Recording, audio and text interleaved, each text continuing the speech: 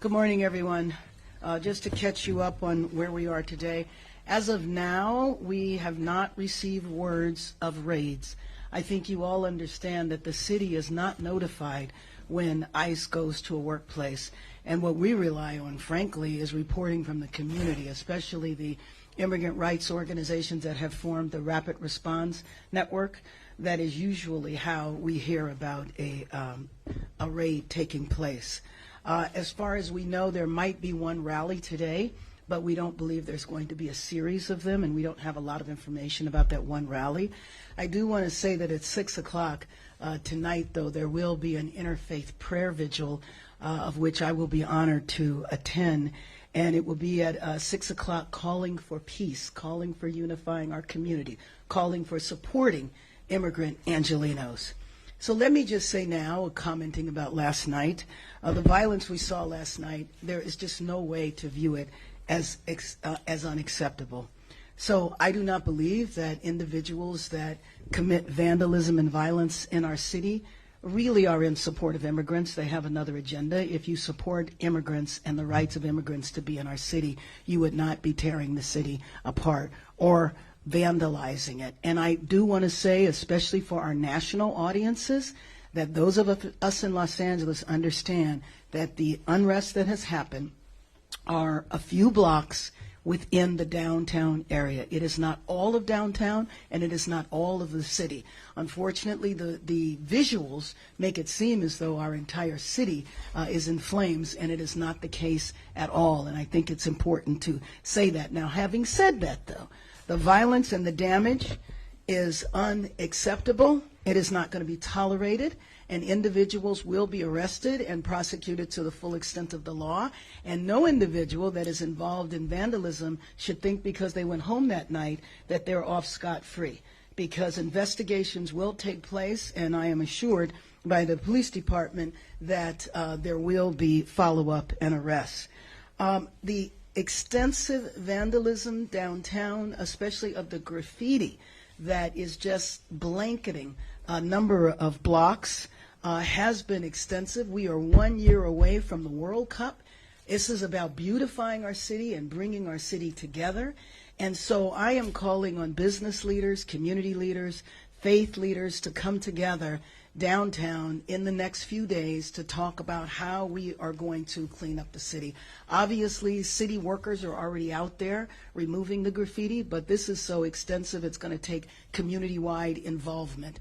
We had launched a program called Shine LA a couple of months ago in preparation for the World Cup, and now we are called on to direct that citywide. We need people from all over the city to come to downtown and to help with this effort. The staff, the mayoral staff standing behind me, represent the best of our organizers and community liaisons, and they will be leading that effort. I do want to go back and say that, just go back in time a minute. On Thursday of last week, Los Angeles was peaceful. There was nothing going on here that warranted the federal intervention that took place the very next day. If we want to look at the cause of what is happening here, I take it back to raids that took place on Friday, and the uncertainty and the fear and the fact that families across the city are terrified that they don't know if they should go to work, they don't know if they should go to school. We have people that were detained. We don't even know the exact numbers of the people that were detained. We have people that have not had contact with legal representation, nor have they even had contact with their families. And so there is an awful lot of concern. When the administration started, they said that this was about crime. They were going to go after violent felons, drug dealers, and I don't know how that matches with the scenes that we saw of people in Home Depot running through the parking lot because they were afraid that they were going to get arrested. You are talking about people who are trying to survive day by day, which is what a day laborer is doing, and why they would be considered as part of a problem as opposed to contributing to our economy is very difficult for me to understand. We've also received reports of people who were here legally, who were showing up for their annual appointment at the immigration office and maybe even showing up with their family and getting detained. This is just absolutely unnecessary. People have asked me, what are the Marines going to do when they get here? That's a good question. I have no idea. The National Guard that are here now have one assignment, and that is to protect one building, which is the federal building downtown. The second building, which is the federal building on Westwood Boulevard. And as far as I know, nothing has happened in Westwood at all. So this was not needed. The idea that the administration would usurp the authority of our state government, take it away from our governor, Gavin Newsom. The governor knows that if we put a request in for the National Guard and it went to him, he would comply. There was never an issue there because we were never thinking about calling upon the National Guard. So I do want you to know that the violence that has happened has required LAPD to ask for additional assistance, but not from the federal government. We are a county of 88 cities. There's a number of police departments in those cities, and we have the sheriff's department. And so we have received assistance from the California Highway Patrol. I mentioned the sheriffs from Orange County, San Bernardino, Riverside, Santa Barbara, Ventura County, and a number of law enforcement departments around the county. So with them being fully deployed now, we're establishing a unified command under LAPD and Chief McDonnell, which will accelerate our ability to respond to hotspots when people splinter off and create pockets of trouble. So I do want to thank all the officers who've been working tirelessly and putting themselves at risk to keep our city safe. But the real solution of all of this is for the administration to stop the raids. We have heard that these raids might take place for the next 30 days. We don't know how many are going to take place in a given day. And you just think about the disruption to families and the disruption to our local economy.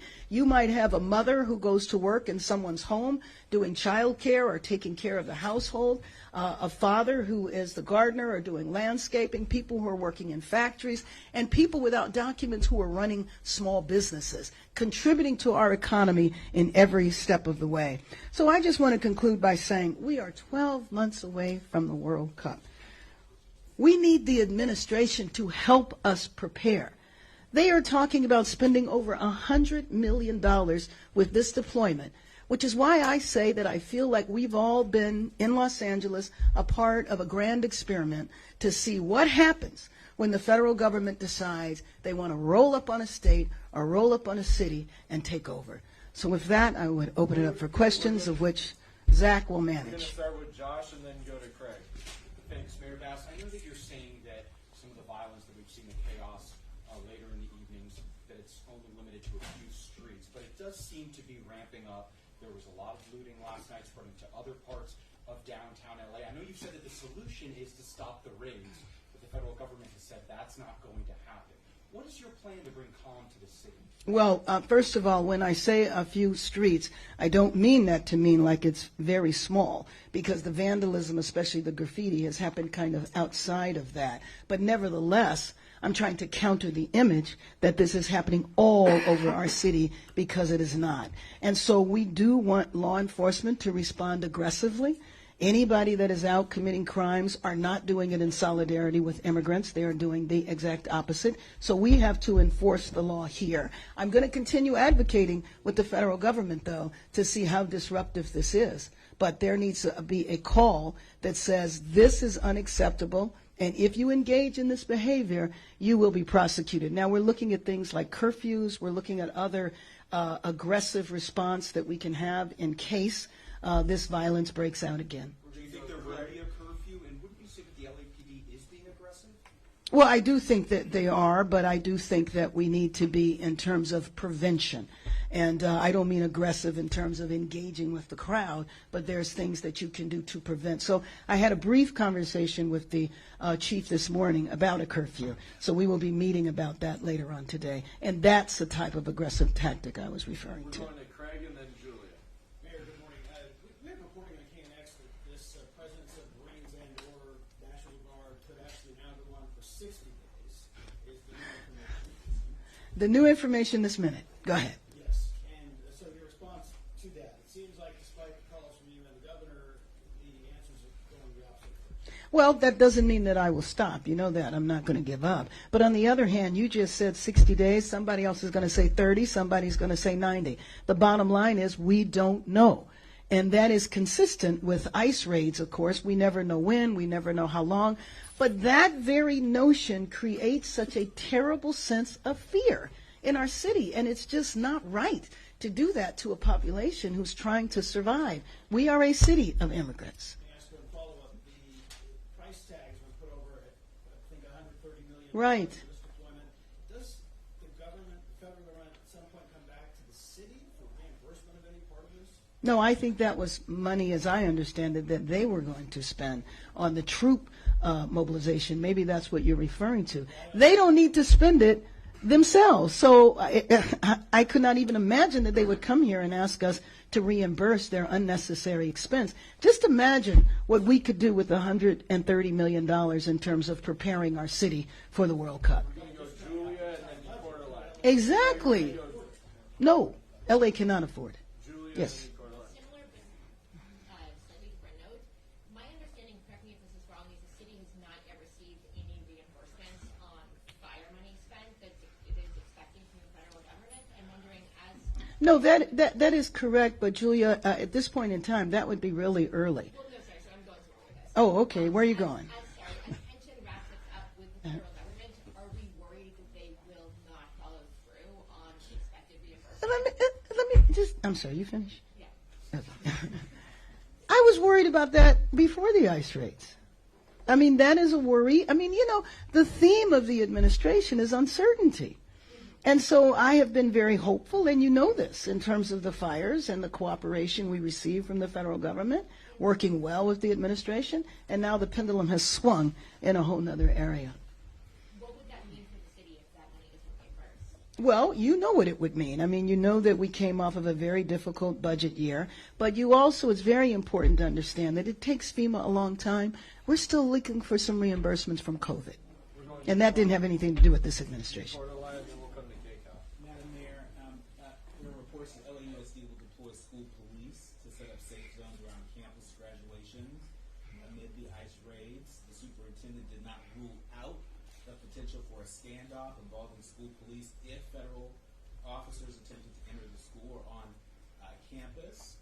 Have you been coordinating with LAPD? What sort of response? With LAPD? With LAPD, would LAPD be a part of any response should the federal government invade? No, well, some of our schools? yeah, let me just say that I have been, a close coordination has not been necessary right now, but I have been in conversation with Superintendent Cavallo. We spoke the other day, and what he is deciding to do, I know he's deciding to protect the children. You know that a month ago or 2 months ago, ICE agents showed up to an elementary school to do a welfare check on some kids. It's very interesting that you would send federal officers in to check on elementary school kids. But I know he's also dealing with the fear from the parents. So, for example, at my grandson's school yesterday, there was ICE that was visible, and you have parents who are dropping off and picking up their kids. How do you think they feel? I mean, it's a sense of intimidation and fear that is just so unnecessary and so corrosive to our city. Is there a fear that this could be a confrontation between local law enforcement and the feds on school campuses?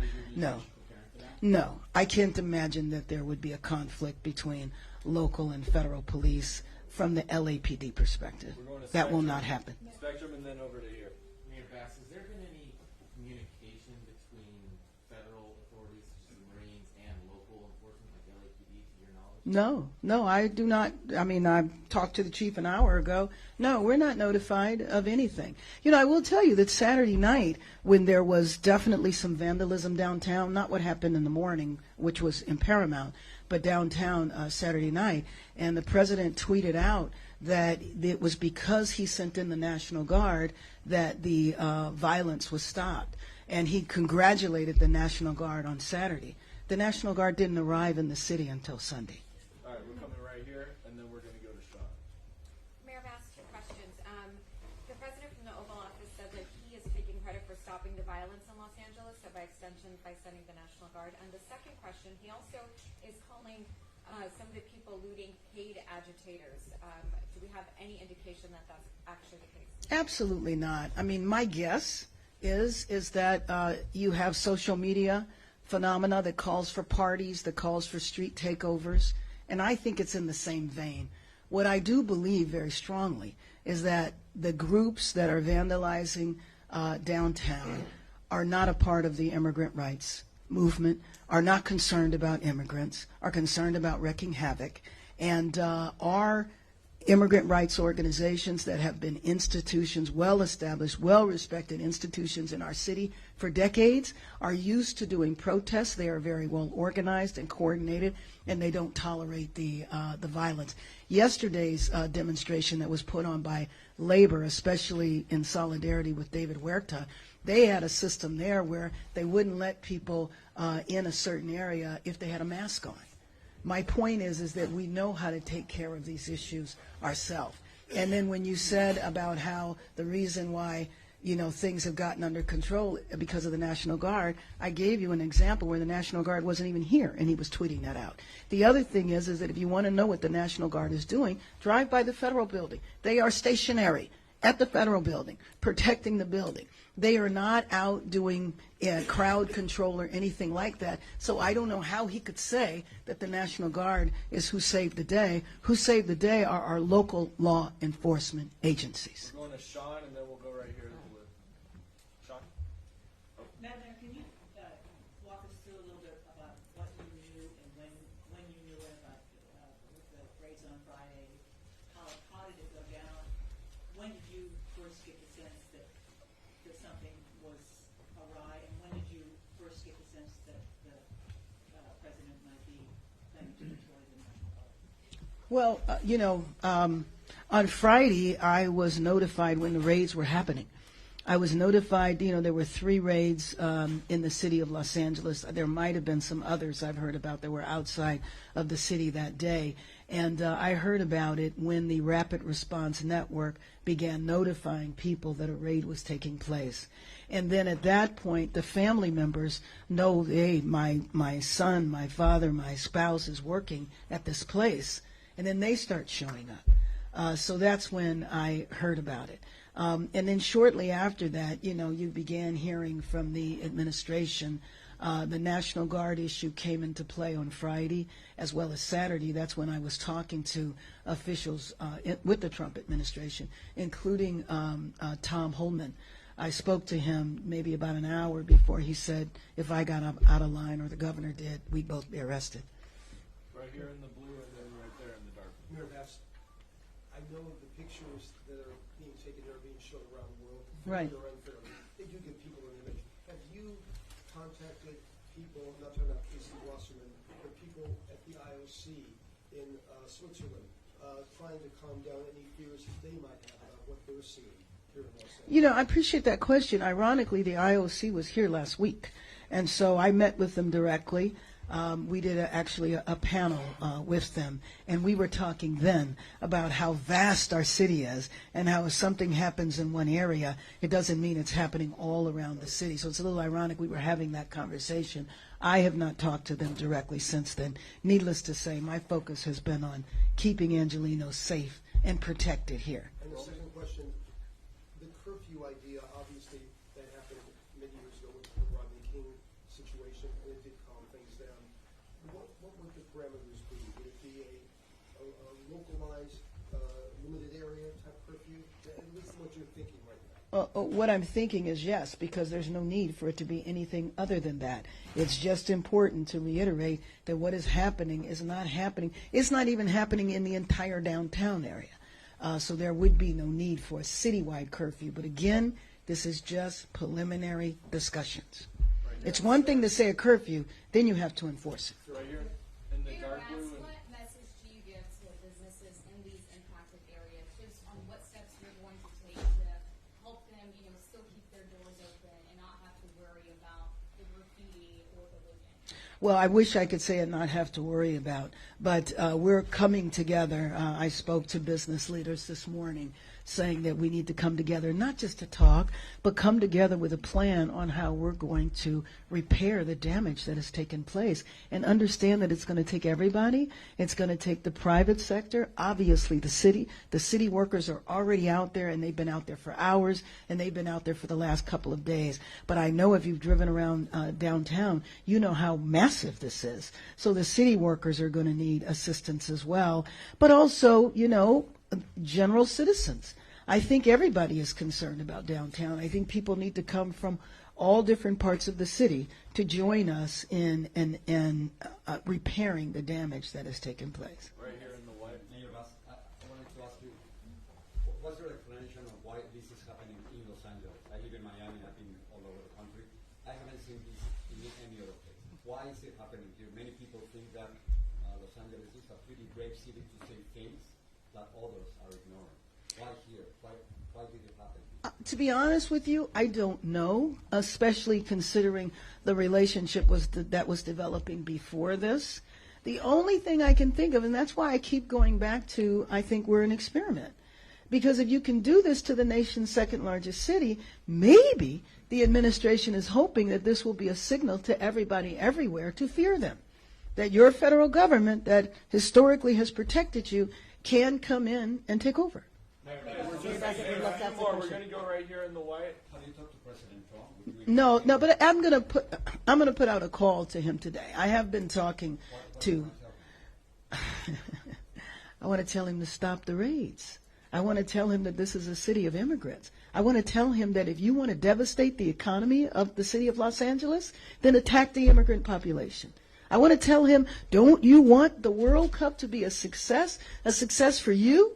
Well, if that's what you want, give us help. Give us the $130 million that are being used for no reason, wasting taxpayers' money. Give us that money so that we can get prepared for the World Cup next year. Right here in the white.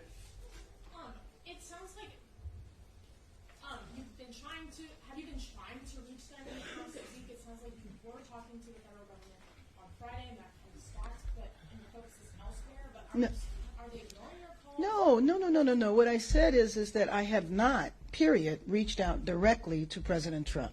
My conversations with people either in the administration or close to the administration have been continuing. I've not spoken to Mr. Holman again, but I think those conversations are still going on. Mayor Bass, thank you.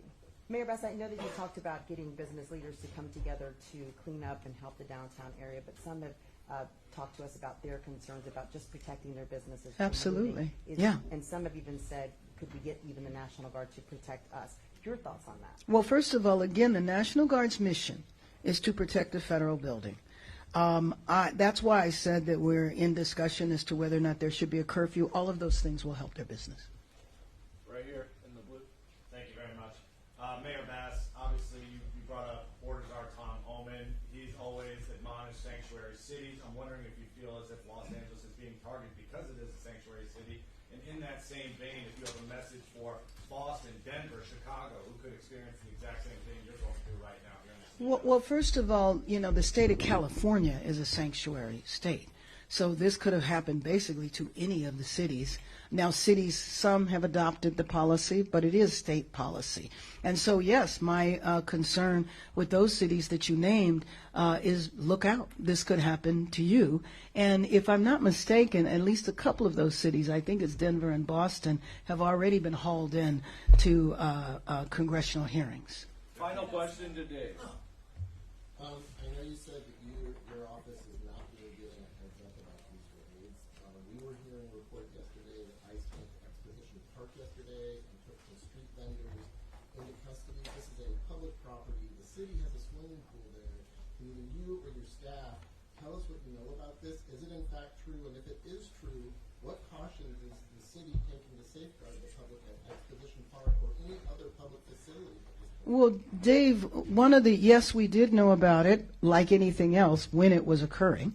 We knew about it. Well, just what you said. I mean, the same information I have as well, that street vendors were arrested, that they went in and arrested or detained street vendors. But in terms of what the city can do to protect public properties, you know that we have no idea where they're going.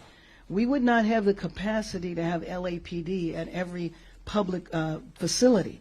And so I was in a room yesterday morning, meeting with the immigrant rights organizations, and all of a sudden everybody's cell phones started blowing up. That's when we all heard about a raid that was taking place in Whittier. So part of the uncertainty and the instability that this creates is that we don't know. It's kind of like whack-a-mole.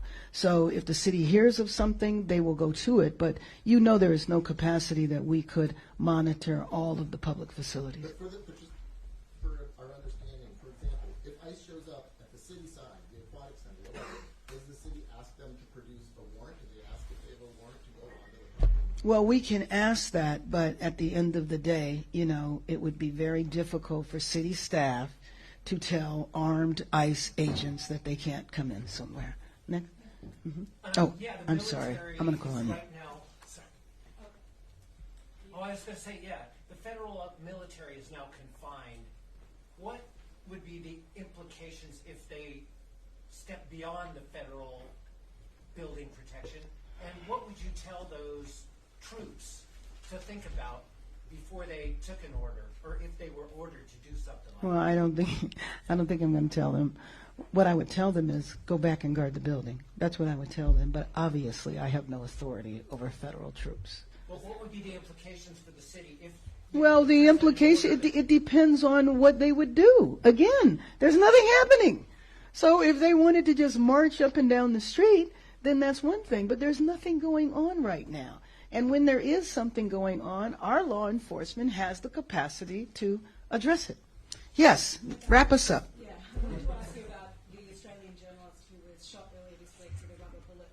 The Australian Prime Minister has spoken with the Trump administration about the incident. But I wanted to know, how do you feel about foreign media workers being hit like this, impacted like this on the streets of your city? Well, I mean, I think it's terrible. I think it sends a terrible message. As you said, the Prime Minister of the country had to respond. The President of Mexico has responded. Again, I know, but maybe I don't, that these countries look at this, and I don't think they thought there was some grand thing happening here that required ICE agents to come and disrupt workplaces or chase people through Home Depot parking lots. Thank you very much, everyone. Thank you so much.